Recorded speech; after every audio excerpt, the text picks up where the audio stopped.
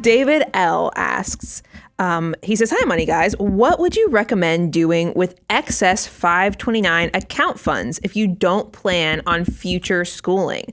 I heard in 2024 that you could use the 529 funds to max your Roth IRA.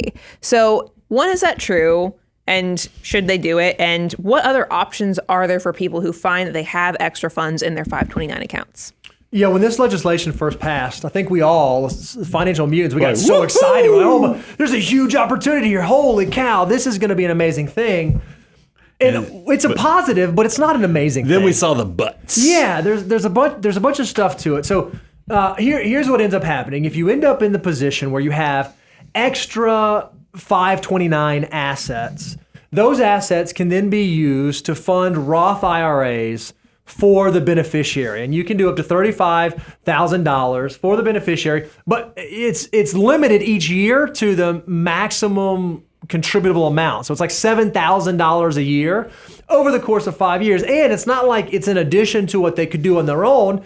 It actually eats up their availability. So if you have excess 529 for your kids and you fund a Roth IRA, they won't be able to fund their own Roth IRA because you will have funded it from the 529. Now again, yeah, that's certainly a better option than having to pay taxes and a penalty on withdrawing those funds.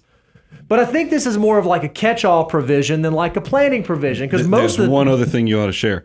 They have to be around for 15 years. Oh, yeah, that's right. These accounts have to be around 15 years. That's exactly right. So we think when it comes to 529s, one of the things you ought to consider before you start thinking about funding Roths is, okay, are there other siblings, other beneficiaries, and it might make sense for us to roll this too. So if you have multiple kids, maybe you overfund the oldest child's, and then whatever's not used, you roll to the next child, the next child, and you do it that way. And this can pay for not just like traditional four-year universities, but this can go to vocational schools or trade schools, or it can go for graduate level degrees. So I think the best way to use 529 assets is to use them for higher education.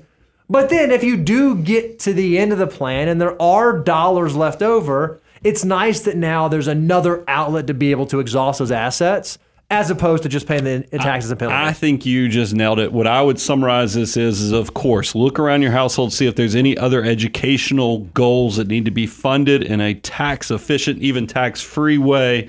So that's why I think siblings, don't sleep on yourself. You might, if you ever thought about, hey, I want to go back to school myself to get a degree or something, you can, look around the house and see if there's any education opportunities. If the answer is no, then, and you say, yeah, I think this account's been open over, the 15-year requirement.